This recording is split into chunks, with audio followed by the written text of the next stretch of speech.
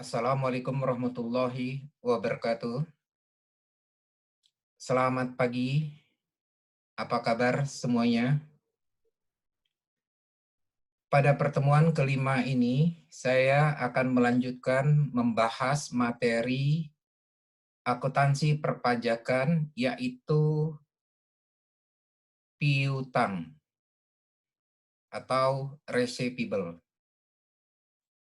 Seperti yang kalian ketahui, bahwa piutang itu memiliki jumlah yang cukup besar yang berada di posisi sebelah debit neraca. Untuk membahas tentang piutang ini, saya akan tampilkan slide berikut ini.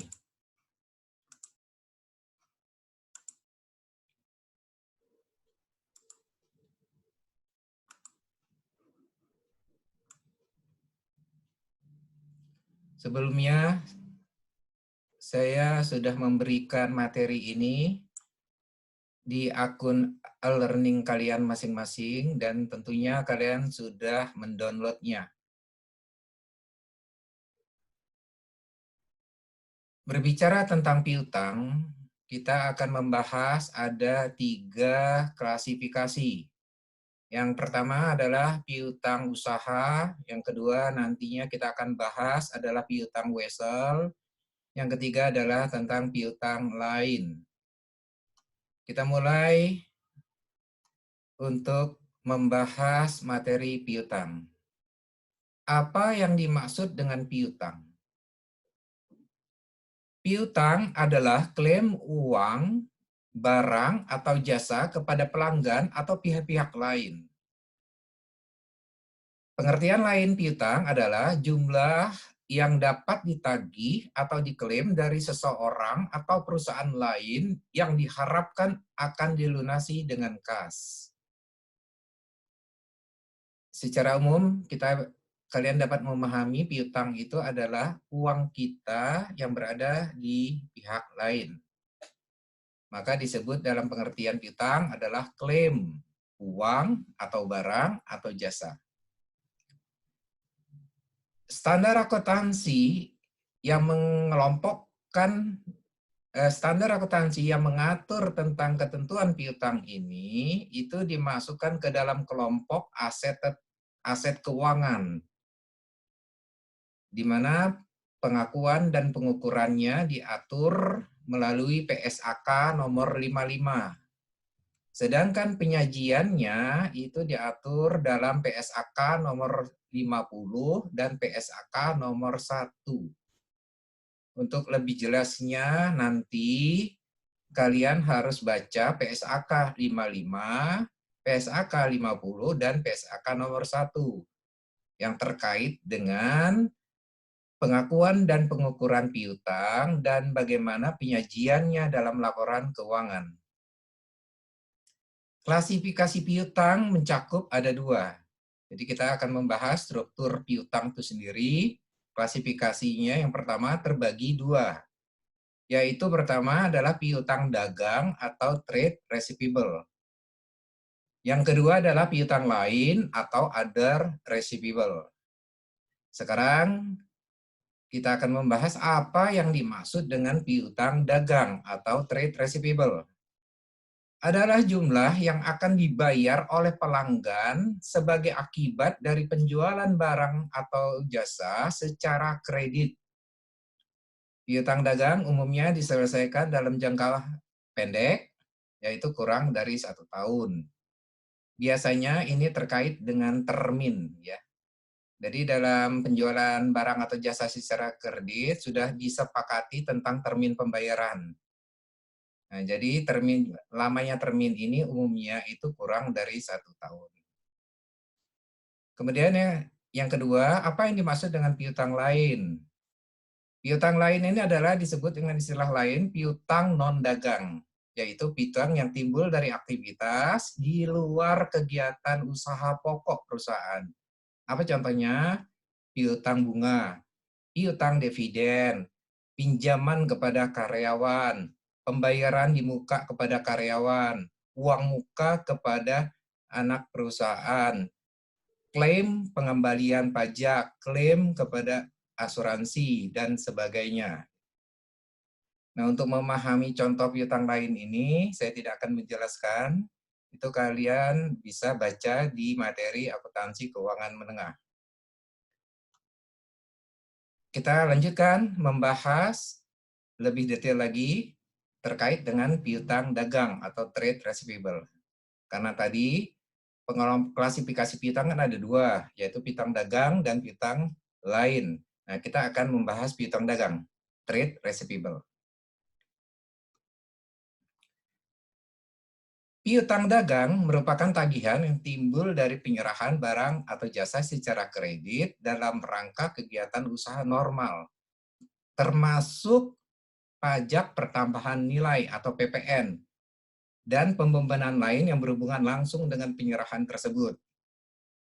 Seperti yang kalian ketahui, penjualan untuk barang atau jasa tertentu yang merupakan objek pajak itu merupakan objek pajak pertambahan nilai PPN dengan tarif 10%, di yang mana penjualan tersebut dilakukan oleh pengusaha kena pajak. Itu menurut ketentuannya.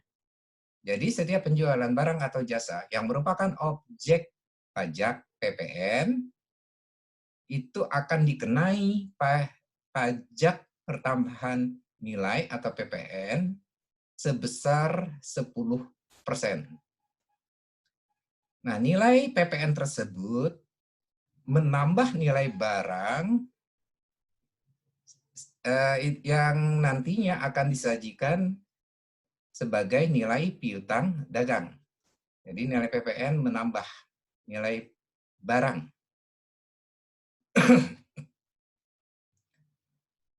Piutang dagang disubklasifikasikan menjadi dua bagian.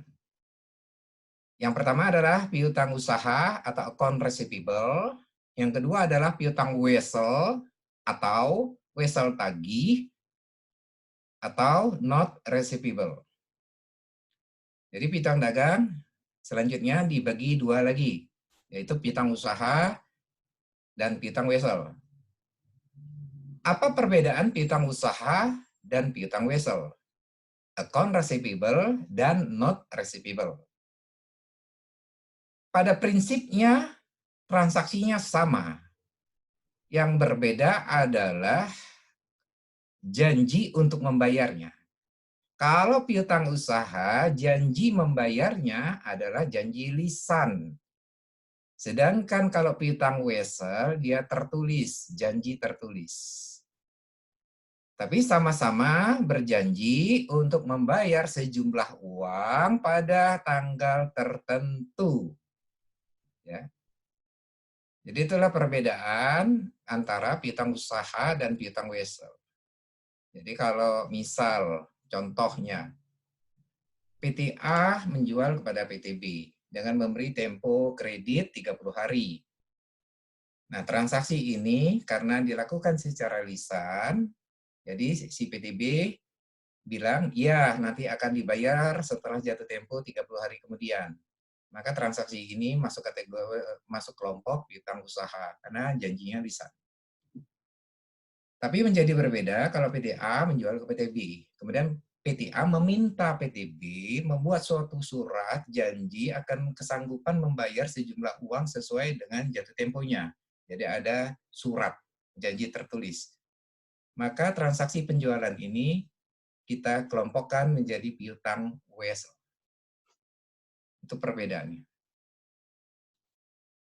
Nah, kita lanjutkan membahas tentang piutang usaha terlebih dahulu. Piutang usaha di sini disebut istilah account receivable. Piutang usaha disubklasifikasikan menjadi dua bagian lagi, yaitu yang pertama adalah piutang kepada pihak ketiga, third party receivable. Yang kedua adalah piutang dalam hubungan istimewa, related party receivable. Jadi dikelompokkan menjadi dua lagi, disubkan menjadi dua. Pertama adalah pihak ketiga, yang kedua dalam hubungan istimewa. Apa yang dimaksud piutang kepada pihak ketiga? Yaitu piutang karena penyerahan kepada pihak lain yang tidak memiliki hubungan istimewa. Nah, pengertian hubungan istimewa di sini yang dimaksudkan itu adalah pertama, hubungan keluarga. Kedua, pemilikan saham. Yang ketiga, hubungan ketergantungan atau penguasaan. Jadi hubungan keluarga artinya PTA dan PTB itu pemiliknya adik dan kakak. Ya, contohnya tadi transaksi penjualan barang jasa atau kredit, pembelian barang atau jasa secara kredit. Jadi PTA dan PTB ada hubungan. Bisa hubungannya itu adik kakak, bisa hubungan antara anak sama orang tua, bisa juga antara ipar, bisa juga dengan mertua. Ya, itu disebut hubungan keluarga. Yang kedua adalah pemilikan saham. Maksudnya gini, pemilik PTA juga memiliki saham di PTB, baik secara langsung atau tidak langsung. Tidak langsung artinya begini, PTA memiliki saham di PTC, PTC memiliki saham di PTB. Jadi artinya pemegang saham PTA memiliki saham di PTC. Tapi kemudian PTC memiliki anak perusahaan atau memiliki saham di PTB. Jadi dengan kata lain, PTA dan PTB memiliki hubungan tidak langsung, yaitu melalui PTC. Itu namanya hubungan tidak langsung. Kalau hubungan langsung berarti pemilik PTA juga memiliki saham langsung di PTB. Dan PTA dan PTB melakukan transaksi. Ya. PTA dan PTB melakukan transaksi, maka transaksi tersebut disebut transaksi dalam hubungan istimewa. Kemudian berikutnya adalah hubungan ketergantungan atau penguasaan. Jadi PTA mendistribusikan ke material pokok atau bahan baku pokok bagi PTB. Jadi PTB memiliki ketergantungan kepada PTA. Ya. Dengan demikian artinya PTA dan PTB memiliki hubungan istimewa karena penguasaan. Kan disebut penguasaan karena PTB bahan bakunya satu-satu yang pemasok adalah PTA. Jadi mau nggak mau PTB ketergantungan kepada PTA. Itu contohnya. Nah, penjualan kredit untuk pihak-pihak yang saya sebutkan tadi, ada yang memiliki hubungan istimewa, ada yang tidak memiliki hubungan istimewa, itu harus dipisah. Jadi disajikan secara terpisah. Nah, penjualan kredit kepada pihak yang tidak memiliki hubungan istimewa, itu dikelompokkan ke dalam piutang kepada pihak ketiga.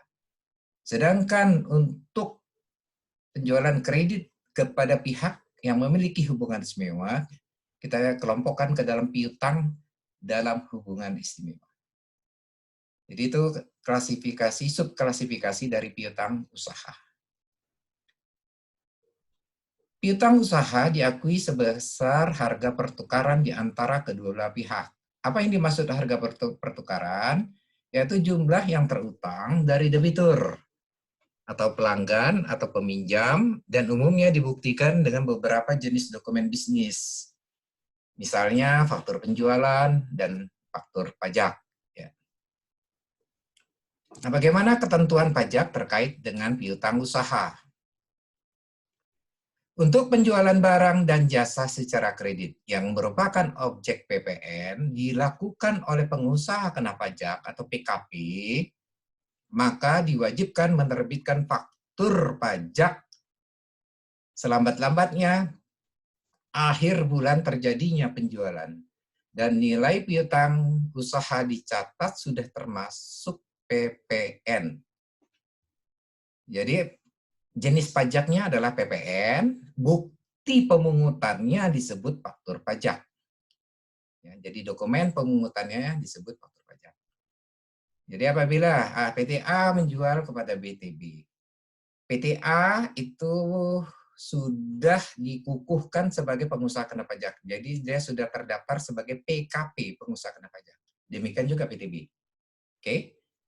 Kemudian PT A melakukan penjualan kepada PTB. Maka terhadap penjualan tersebut merupakan objek PPN. Jadi dari harga barang ditambah dengan PPN dengan tarif 10%. Jadi harga barang ditambah dengan tarif PPN 10%, maka totalnya itu disebut nilai piutang.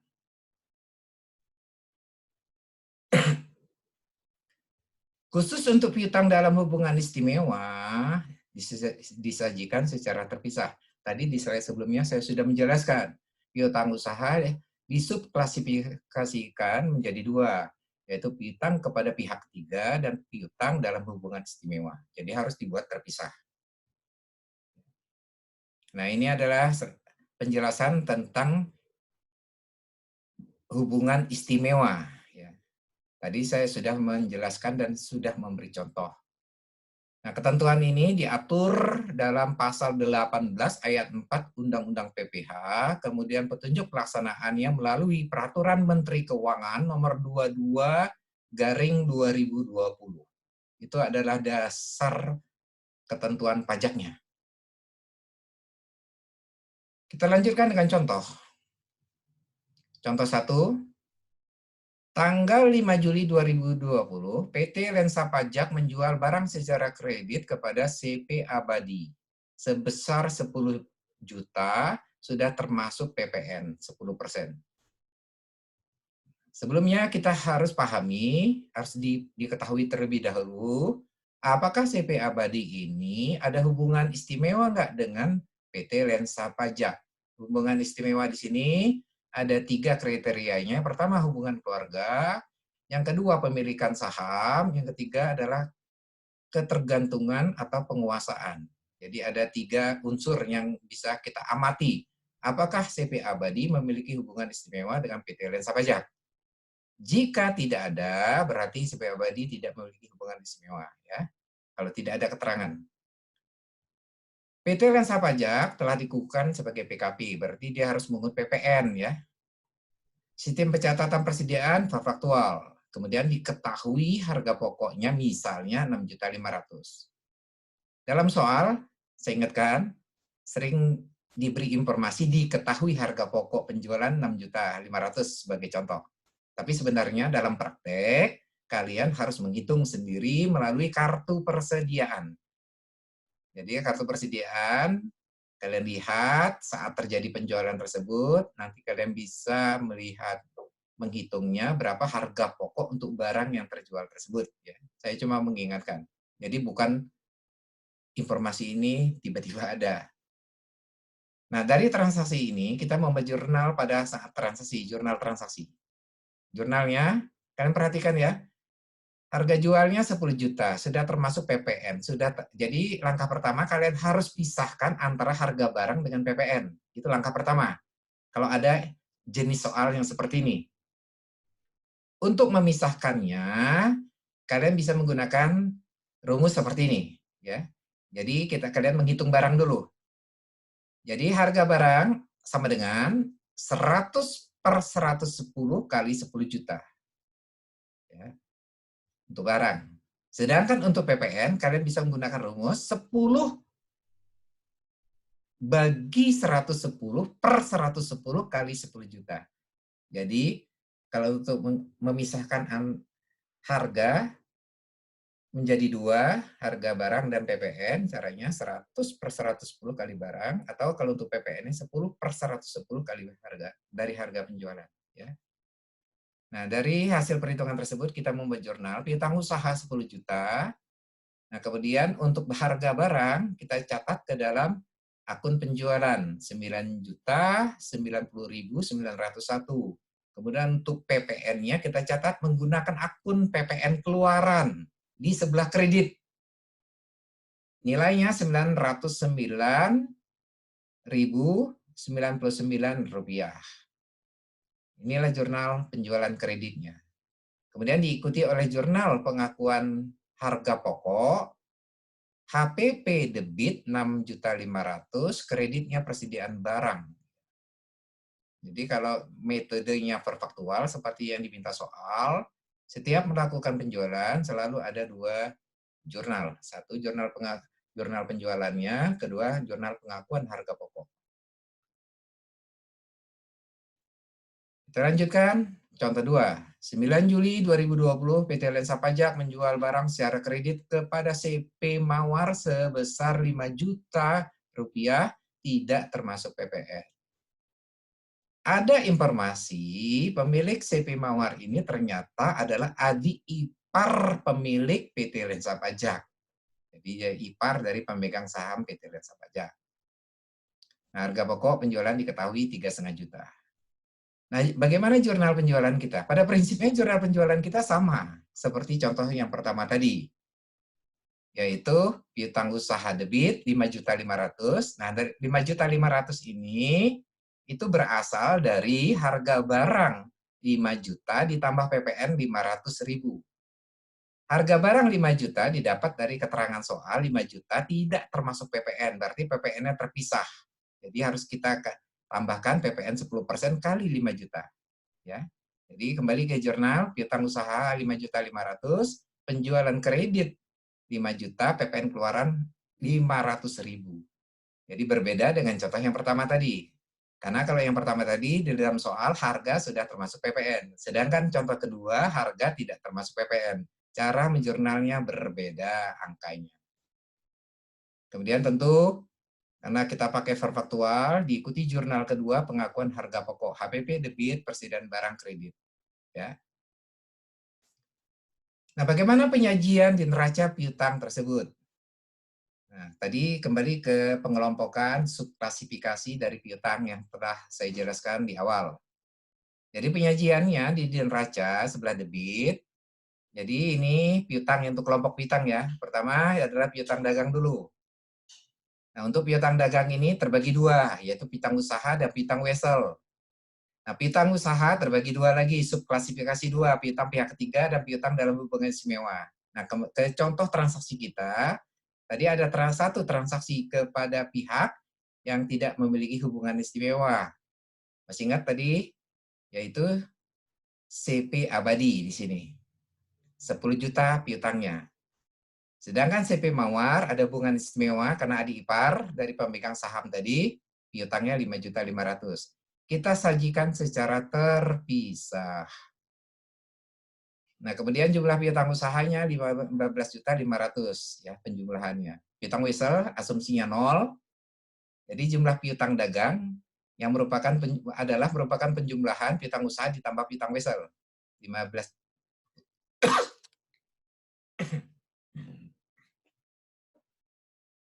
Maaf.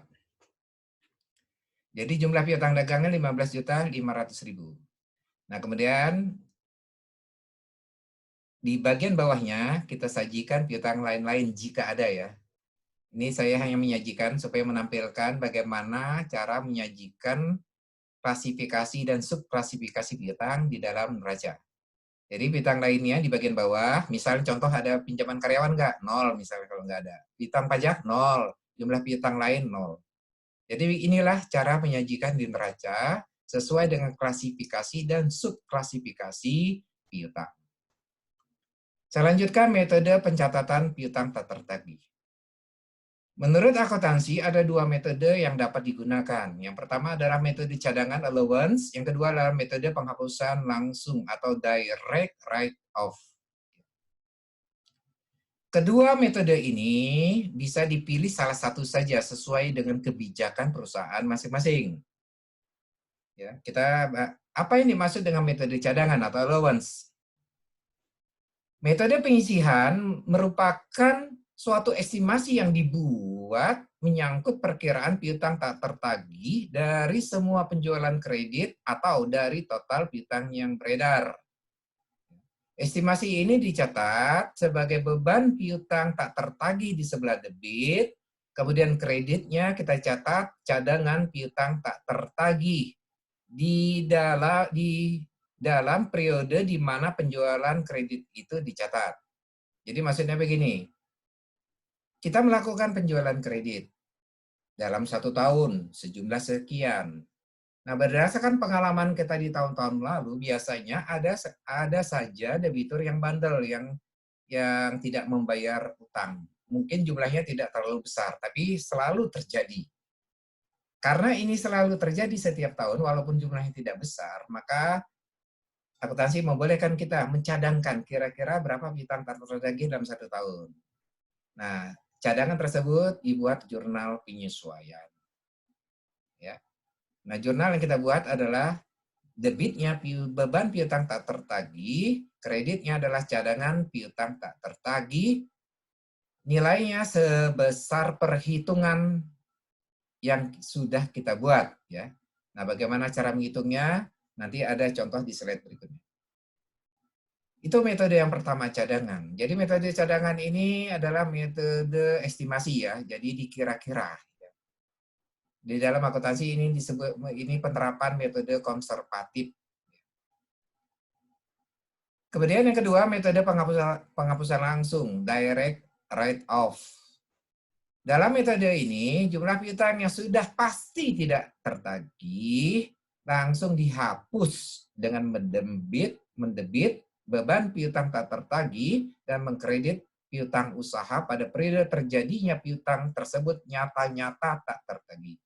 Jadi artinya begini, kita tidak perlu melakukan cadangan setiap tahunnya terhadap keraguan tadi, ya, yang mungkin ada debitur yang mungkin tidak membayar. Tapi kita mencatat kerugian piutang akibat tak tertagih tersebut pada saat benar-benar dia terjadi, ya. Jadi misalnya ini, kita melakukan sejumlah penjualan di 1 tahun. Kita udah tahu ada debitur A, B, dan B ini suka bandel, suka tidak bayar piutang. Nah, kita tidak perlu mencadangkan. Nah, waktu di tahun depan atau di periode berikutnya, ternyata debitur A dan B betul-betul tidak membayarnya, atau dia karena ada sebab kesulitan keuangan, bangkrut, atau apa, maka kita menghapus piutang tersebut pada saat terjadinya. Itu yang disebut metode langsung, penghapusan langsung. Bagaimana dengan ketentuan pajak? Ternyata menurut ketentuan pajak, metode cadangan tidak diperkenankan. Jadi yang diperkenankan itu adalah metode penghapusan langsung atau direct write-off. Jadi piutang dicatat biaya beban pada saat terjadinya peristiwa piutang tersebut benar-benar tidak dapat tertagih. Menurut pajak, metode cadangan boleh saja digunakan hanya untuk beberapa usaha tertentu saja. Contohnya bank, lembaga keuangan non-bank, dan usaha tertentu berdasarkan ketentuan pasal 9 ayat 1C Undang-Undang PPH. Jadi untuk usaha-usaha tertentu, bank, lembaga keuangan non-bank, dan usaha-usaha tertentu lainnya, berdasarkan ketentuan pasal 9 ayat 1C, boleh saja membentuk cadangan. Artinya, dia melakukan suatu kegiatan usaha penjualan atau dia kegiatan penjualan dalam 1 tahun, dia boleh mencadangkan. Apabila diestimasikan ada piutang yang kemungkinan tidak tertagih. Tapi hanya untuk beberapa usaha tertentu, ya. Secara umum tidak diperkenankan oleh pajak. Apa saja usahanya? Kalian bisa lihat di angka 1 sampai dengan angka 6.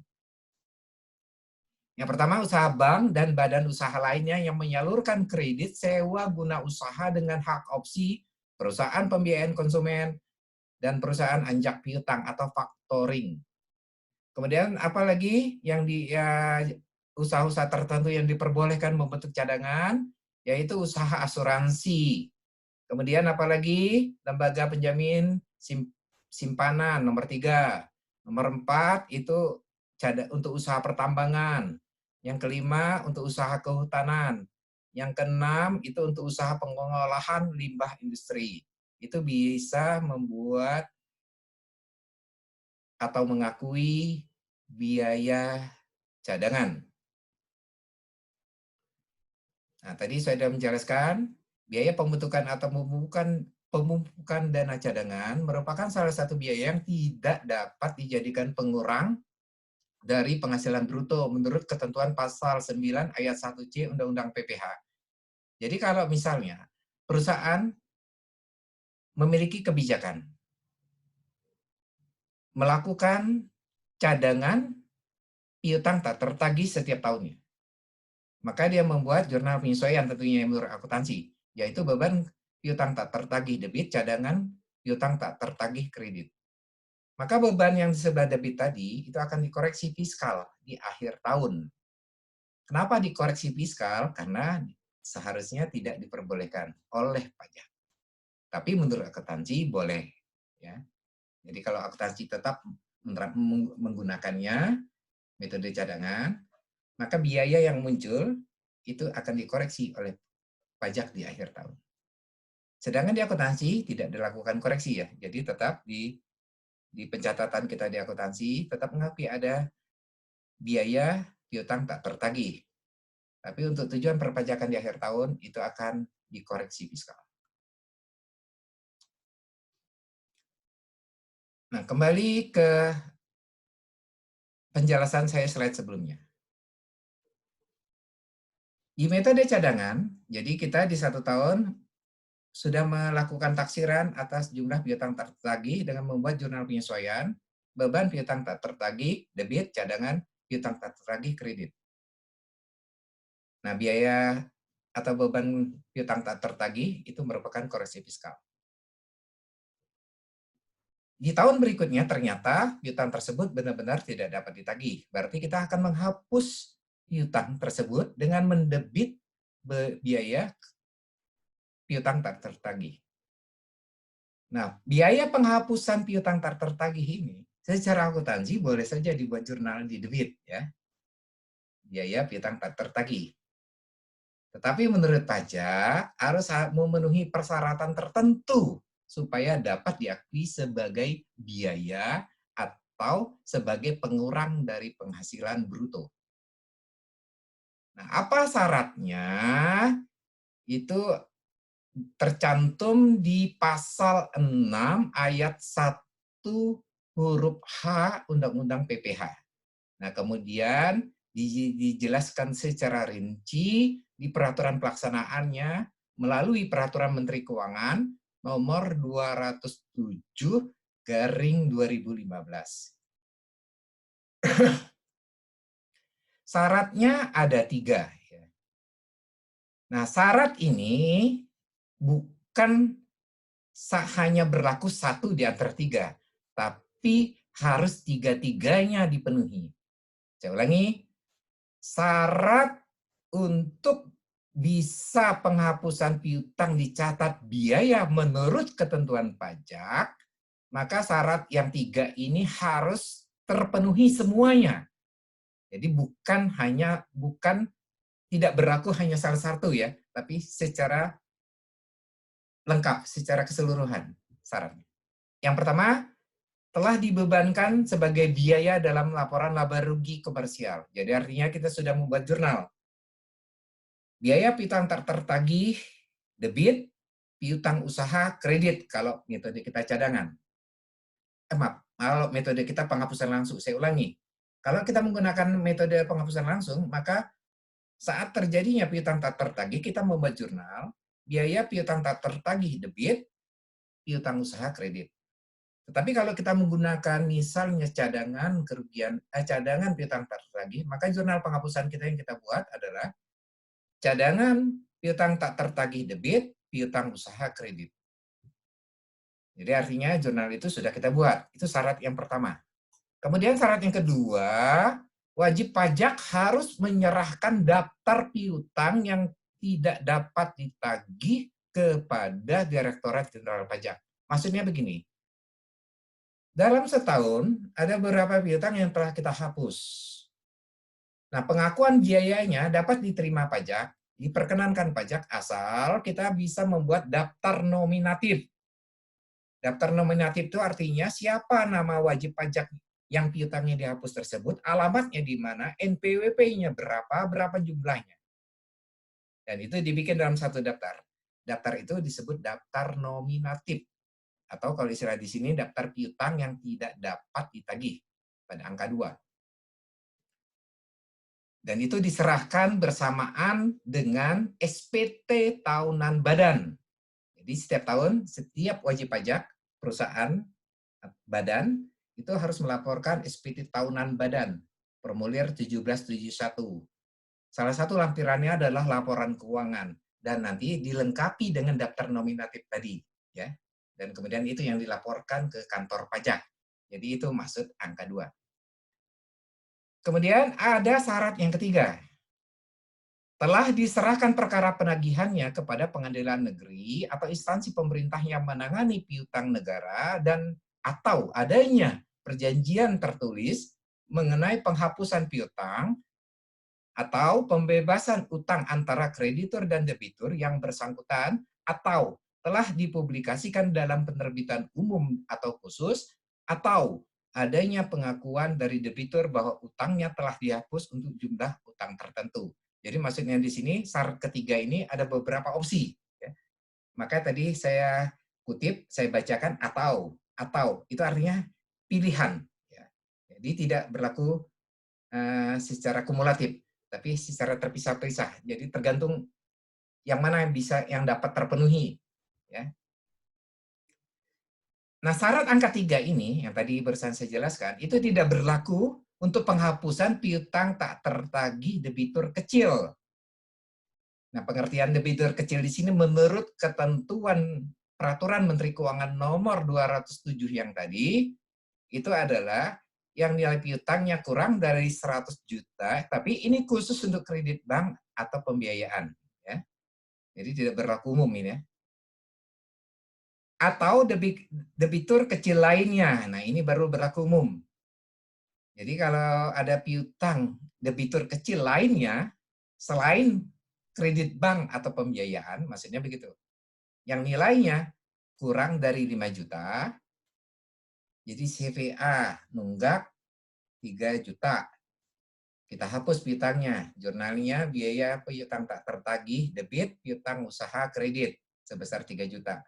Karena nilainya 3 juta, berarti akan angkanya di bawah 5 juta. Maka syarat ketiga boleh diabaikan, artinya tidak berlaku syarat yang ketiga. Jadi cukup dipenuhi syarat 1 dan syarat 2 saja. Syarat 1 telah dicatat sebagai biaya, syarat 2 buat daftar nominatif. Maka biaya kerugian piutang tersebut atau biaya piutang tak tertagih tersebut dapat diakui biaya oleh pajak. Tetapi jika dua syarat tadi tidak terpenuhi, artinya tidak ada, maka biaya piutang tak tertagih sebesar 3 juta jurnal penyesuaian kita tadi itu dikoreksi fiskal oleh pajak di akhir tahun. Tapi kalau syarat terpenuhi, biaya itu diakui oleh pajak, di akhir tahun tidak dilakukan koreksi fiskal. Itu maksudnya. Oke. Saya lanjutkan contohnya misalnya. Ini contoh yang terkait dengan piutang tak tertagih. Pada tahun 2019, penjualan kredit PT Lensa Pajak 1.200.000. Dari angka tersebut, sejumlah 200.000 belum tertagih hingga 31 Desember 2019. Dia sudah jatuh tempo 200.000 tapi belum dibayar sampai 31 Desember, masih outstanding 200.000. Diestimasikan 12.000 dari jumlah yang tadi, yang outstanding 200.000 tadi, itu diestimasikan tidak dapat ditagih. Jadi kurang lebih begini, ada penjualan, ada piutang 1.200.000. Kemudian dari 1.200.000 ini ada 200.000 itu udah lewat jatuh tempo, outstanding. Dan menurut estimasi kita, dari angka 200.000 yang lewat jatuh tempo tersebut, kemungkinan ada 12.000 yang benar-benar nggak dapat ditagih. Jadi kita perkirakan. Dan ternyata di tahun 2020 piutang tersebut sesuai dengan estimasi kita betul-betul tidak dapat ditagih. dan kita sudah mendapat otorisasi dari pimpinan, dari manajemen, itu untuk dihapus. Maka jurnal penyesuaian yang kita buat, yang pertama adalah yaitu di akhir tahun 2019, mengakui estimasi piutang tak tertagih tersebut, yaitu sebesar 12.000. Jika kita menggunakan metode cadangan, maka jurnal yang kita buat adalah ini, beban piutang tak tertagih debit, cadangan piutang tak tertagih kredit, 12.000. Tapi kalau misalnya perusahaan menggunakan metode penghapusan langsung, maka terhadap estimasi tersebut tidak perlu di jurnal. Dari jurnal ini kita bisa melakukan analisis pajak akhir tahunnya. Ya. Jadi untuk tujuan penghitungan pajak akhir tahun dalam rangka menghitung PPh badan, beban piutang tak tertagih yang didebit ini 12.000 itu akan dikoreksi fiskal positif. Karena apa? Karena seperti yang saya jelaskan tadi, ketentuan perpajakan tidak mengakui, tidak membolehkan penggunaan metode cadangan. Ya, jadi maka otomatis biaya atau beban yang dicatat akan dikoreksi di akhir tahun. Nah, koreksi tersebut jenisnya koreksi fiskal positif karena dia merupakan beda tetap. Jadi beban piutang tak tertagih menurut akuntansi boleh diakui sesuai dengan ketentuan standar akuntansi, tapi menurut pajak nggak boleh. Maka ini perbedaan ini disebut perbedaan tetap. Oke, ini jurnal pengakuan terhadap cadangan kerugian piutang atau estimasi piutang tak tertagih. Bagaimana jurnalnya di tahun berikutnya ketika benar-benar piutang tersebut tidak dapat ditagih? Maka kita lakukan penghapusan, jurnal penghapusan di tahun 2020. Kalau perusahaan menggunakan metode cadangan, maka jurnal penghapusannya adalah cadangan piutang tak tertagih debit, piutang usaha kredit masing-masing 12.000. Kenapa cadangan piutang tak tertagih ditaruh di sebelah debit waktu jurnal penghapusan? Karena sebelumnya kita sudah mencatat beban piutang tak tertagih debit, cadangan piutang tak tertagih kredit. Jadi artinya sebelumnya, kalau kita menggunakan metode cadangan, kita sudah pernah mengakui beban piutang tak tertagih. Nah, saat penghapusan, maka cadangan yang semula di kredit, kita taruh di debit, kemudian lawannya adalah piutang usaha. Oke. Kalau kita menggunakan metode penghapusan langsung, maka jurnal kita penghapusan adalah beban piutang tak tertagih debit, piutang usaha kredit, masing-masing 12.000. Jadi baru kita mengakui beban piutang tak tertagih di sebelah debit saat benar-benar piutang tersebut tidak dapat ditagih. Karena sebelumnya pada saat kita ada kekhawatiran tidak tertagih dan kita membuat estimasi, kita tidak membuat jurnal kalau kita mau menggunakan metode penghapusan langsung. Jadi jurnal muncul jika betul-betul tagihan tersebut tidak dapat ditagih jurnalnya, yaitu beban piutang tak tertagih debit, piutang usaha kredit. Ya.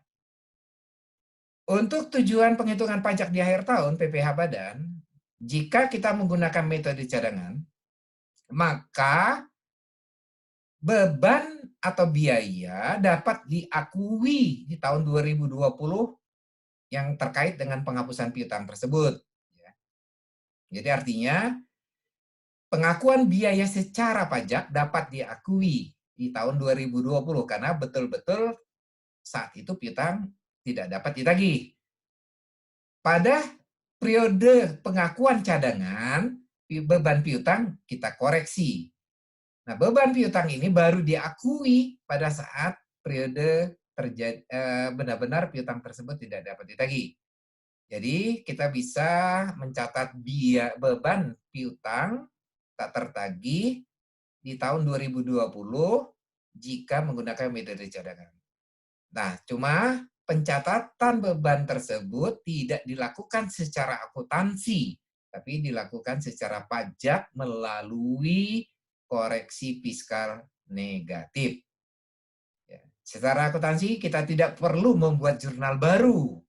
terhadap pengakuan beban piutang tak tertagih yang menurut pajak yang diperbolehkan pajak tadi, tetapi cukup dalam perhitungan PPh badan, di mana nilai penghapusan tersebut kita masukkan ke dalam koreksi fiskal negatif.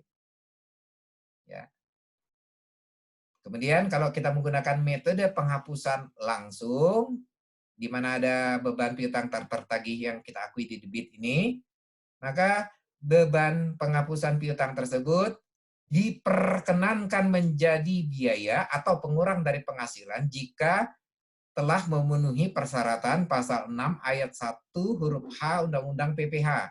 Tadi masih ingat kan ada 3 persyaratan yang diatur oleh ketentuan perpajakan terkait dengan penghapusan piutang. Pertama, telah dicatat sebagai biaya. Kedua, dibuatkan daftar nominatif. Ketiga, yang persyaratan ada beberapa pilihan ya, yang ada surat pernyataan penghapusan, telah dilaporkan di pengadilan negeri dan sebagainya ya. Nah, syarat ketiga ini tidak berlaku kalau yang untuk khusus debitur kecil atau debitur kecil lainnya ya.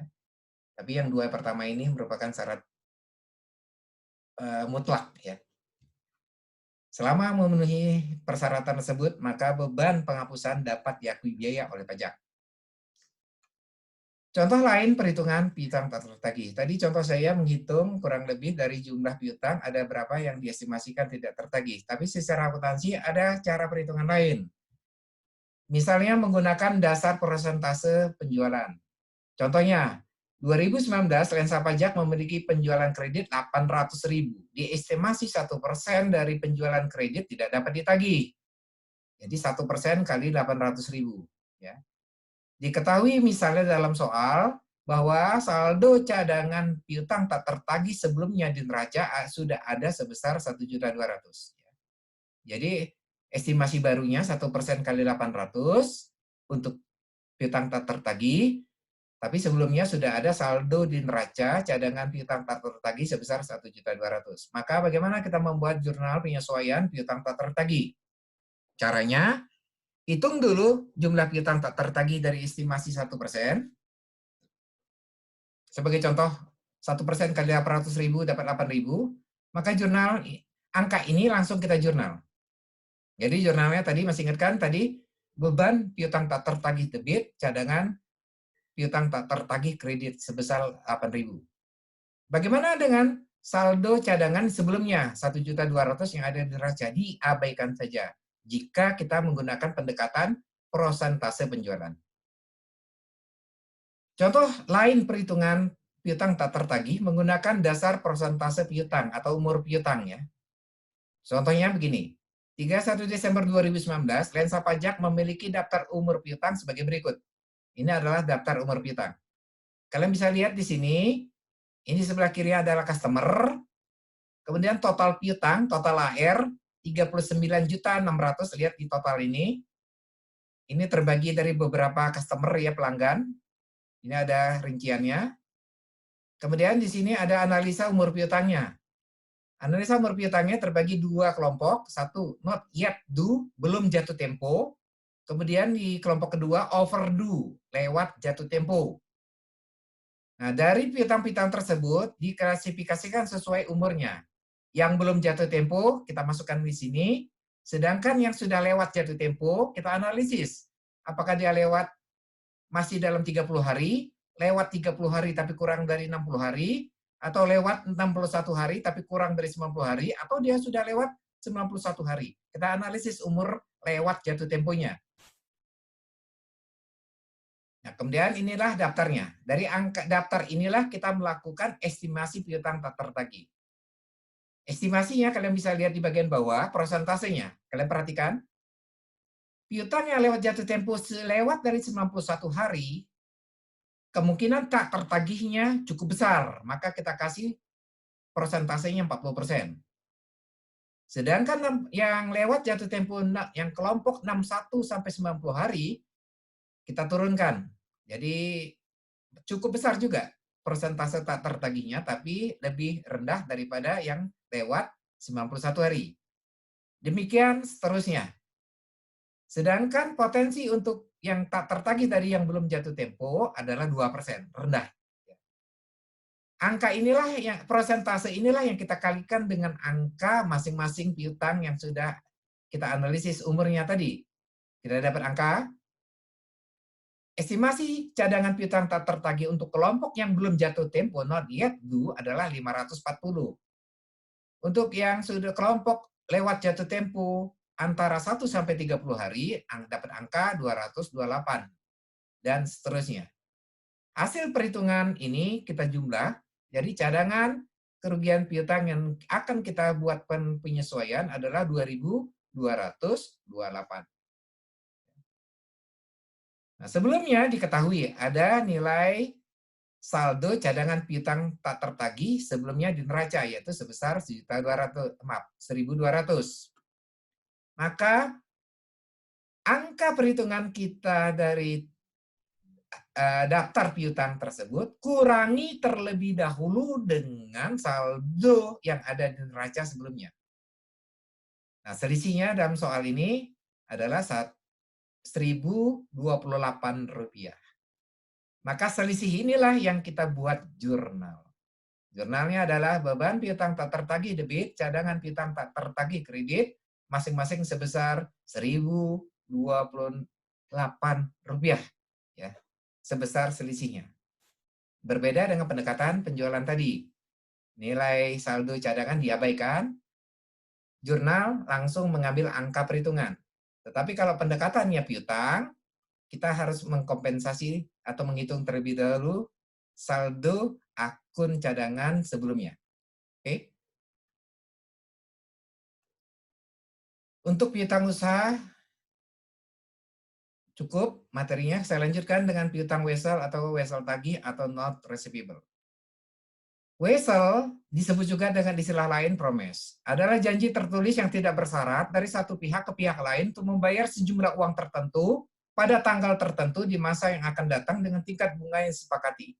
Wesel bisa jangka pendek, bisa jangka panjang, tergantung umurnya. Wesel ada yang berbunga dan tidak berbunga. Wesel juga dapat dipindah tangankan, ya, atau bisa jenisnya tidak dapat dipindah tangankan. Wesel juga bisa didiskontokan ke bank sebelum jatuh temponya. Dan diskonto adalah sebuah istilah, yaitu bunga yang dikurangi dari nilai jatuh tempo wesel tagih. Nah, bagaimana penerapannya? Kalian bisa lihat slide berikutnya. Ketentuan pajak terkait dengan wesel ada. Tidak ada aturan khusus tentang perlakuan terhadap piutang wesel. Jadi untuk piutang wesel sendiri tidak ada aturan khusus menurut pajak. Nah, pajak hanya melihat objek pajak dari pendapatan bunga wesel tersebut. Jadi wesel yang berbunga, nah bunga ini adalah objek pajak. Jadi hanya melihat objek terhadap pendapatan bunga ini saja. Nah, pendapatan bunga dari wesel itu merupakan objek PPh pasal 23 PPh pasal 23/26, tarifnya adalah 15% dari jumlah bruto.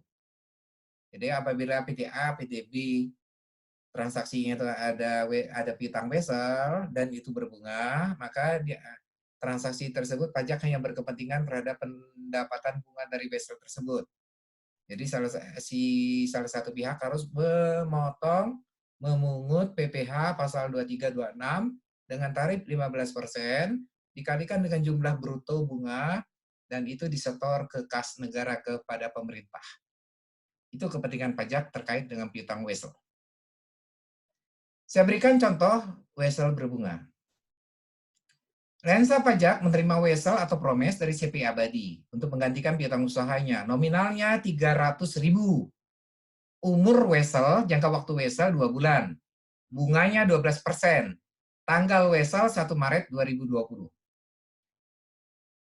Pada tanggal 26 Maret 2020, wesel tersebut didiskontokan lensa pajak ke bank dengan diskonto 10%.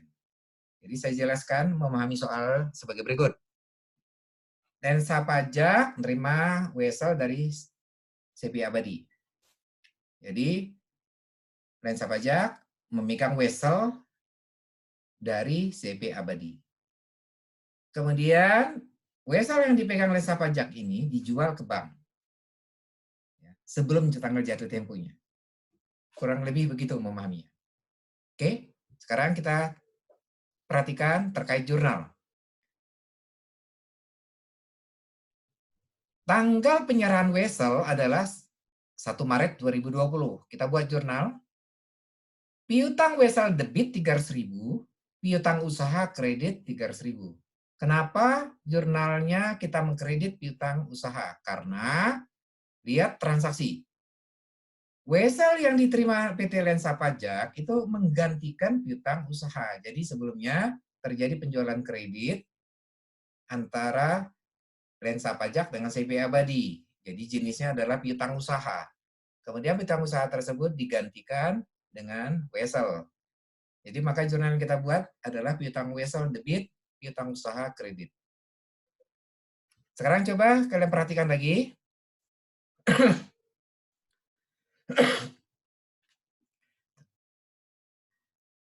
Tanggal Wesel 1 Maret 2020. Jangka waktunya 2 bulan, berarti jatuh temponya 1 Mei. Jadi kalau kita tunggu Wesel ini sampai dengan jatuh tempo, maka jumlah uang yang kita terima atau nilai jatuh temponya adalah nominal ditambah dengan nilai bunga. Kalian bisa menghitung seperti ini. Nominal Wesel 300.000, bunga dihitung untuk 2 bulan, sesuai jangka waktu 2 bulan ya. Jadi cara menghitung bunga adalah 12% adalah bunga Wesel, sesuai dengan soal. Di sini disebutkan bunga Wesel adalah 12%. Dikalikan 2 bulan bagi 12 kali nominal 300.000, dapat bunga 6.000. Jadi nanti 1 Mei 2020 nilai Wesel berubah menjadi 306.000 berasal nominal plus bunga. Tapi sebelum jatuh tempo ternyata Lensa Pajak mendiskontokan atau menjual Wesel itu ke bank. Yaitu tanggalnya 26 Maret. Tadi jatuh tempo Wesel adalah 1 Mei ya. Jadi sebelum jatuh tempo oleh Lensa Pajak, Wesel itu didiskontokan ke bank atau dijual ke bank dengan bunga 10%. Maka langkah pertama kalian adalah menghitung periode diskonto dulu. Jadi menghitung dari mulai tanggal penjualan Wesel ke bank 26 Maret sampai dengan tanggal jatuh tempo Wesel. Jadi masih ada berapa sisa waktunya dari tanggal penjualan sampai dengan tanggal jatuh tempo. Itu disebut periode diskonto. Nah, menghitungnya kita dapat angka 36 hari. Jadi masih ada umur 36 hari Wesel tersebut sejak tanggal diskonto sampai dengan jatuh tempo. Nah, cara mendapatkan 36 hari kalian bisa lihat di sini ya. Maret berapa hari, April berapa hari, bulan Mei berapa hari. Mei tanggal jatuh tempo dihitung. Tapi Maret tanggal Wesel tidak dihitung ya. Jadi kalau misalnya kita jualnya kapan? Diskontonya 26 Maret. Ya, jadi bulan Maretnya berarti sisanya berapa? 27, 28, 29, 30, 31, 5 hari ya. Nah, tanggal 26 nggak usah dihitung tanggal Weselnya. Tetapi tanggal jatuh tempo Wesel dihitung. Ya. Kemudian setelah kita dapat periode diskonto, kita menghitung perhitungan diskonto dan jumlah uang yang diterima. Nominal 300.000 ya. Kemudian langkah pertama kita menghitung bunga dulu. Kita hitung ulang bunganya, 12% kali 2 bulan per 12 kali nominal. Dapat 6.000. Nah, 6.000 ini sebenarnya akan kita peroleh jika Wesel itu tidak kita jual atau tidak kita diskontokan. Ya. Tapi karena Wesel itu kita jual atau kita diskontokan, maka kita menghitung nilai diskonto. Nilai diskontonya yaitu, kalian perhatikan, nilai jatuh tempo. Jadi kalau kita menghitung nilai diskonto, itu kita mulai dengan nilai jatuh tempo. Beda dengan kita menghitung bunga Wesel. Kalau menghitung bunga Wesel, kita menghitungnya dari nilai nominal Wesel. Tapi kalau nilai diskonto, kita menghitungnya dari nilai jatuh tempo Wesel. Kembali ke sini. Ini nilai jatuh tempo Wesel. 306.000 kali bunga diskonto 10% kali periode diskonto 36 hari bagi 360 hari. dapat nilai diskonto Rp3.060. Nah, nilai diskonto ini mengurangi bunga 6.000. Nah, sisa bunga bersih adalah 2.940. Sampai situ paham ya? Oke. Bunga itu adalah objek PPh pasal 23/26. Tadi saya sudah jelaskan di slide sebelumnya. Jadi bunga 6.000 ini objek PPh pasal 23/26 dengan tarif 15%. Maka kita potong. Dipotong PPh pasal 23, tarifnya 15% kali nilai bruto bunga 6.000. Dapat PPh pasal 23 Rp900. Jadi pendapatan bunga bersih kurangi dengan pajak yang dipotong tersebut. Jadi kas dari bunga yang diterima adalah Rp2.040. Jadi jumlah uang yang diterima dari transaksi mendiskontokan wesel ke bank pada tanggal 26 Maret 2020 adalah Rp302.040 berasal dari nominal 300.000 ditambah dengan sisa bunga bersih yang diterima setelah dipotong pajak. Kemudian dari perhitungan tersebut kita mulai membuat jurnal. Kas sebesar jumlah uang yang kita terima ini Rp302.40. Pajak yang dipotong Rp900 ini kita catat sebagai pajak dibayar di muka PPh 2326 900. Piutang wesel karena kita jual berkurang di kredit 300.000, maka selisihnya pendapatan bunga 2.940. 2.940 ini berasal dari bunga bersih setelah dikurangi diskonto. Ya, ini berasal dari ini. Ya. Nah, inilah jurnal yang kita buat terkait dengan penjualan wesel atau diskonto wesel ke bank tanggal 26 Maret. Sekarang coba kita analisis lagi. Pajak dibayar di muka PPh pasal 2326 ini adalah merupakan kredit pajak di akhir tahun. Ya. Jadi dapat menjadi pengurang terhadap pajak terutang di akhir tahun. Kemudian untuk pendapatan bunga ini masuk ke kelompok pendapatan yang masuk ke dalam penghasilan yang akan dikenakan di pajak di akhir tahun.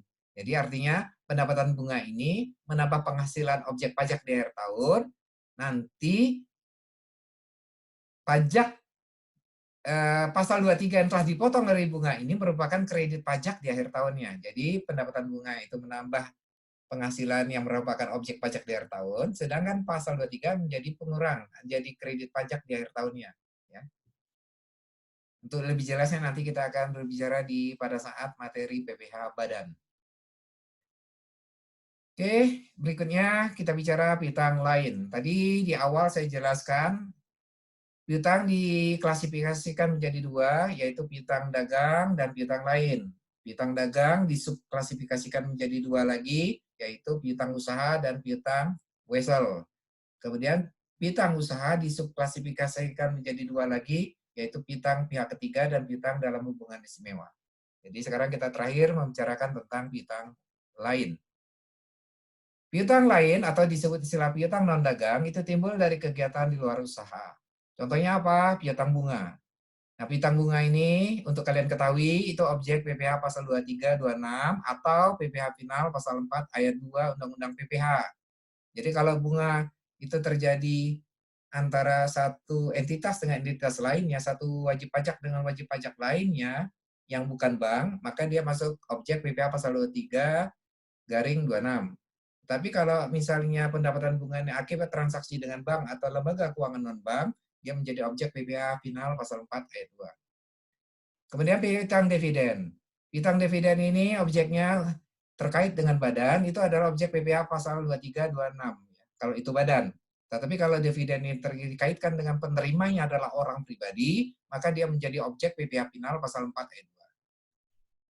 Pinjaman kepada karyawan. Ya, pinjaman kepada karyawan ini artinya karyawan meminjam uang kepada perusahaan.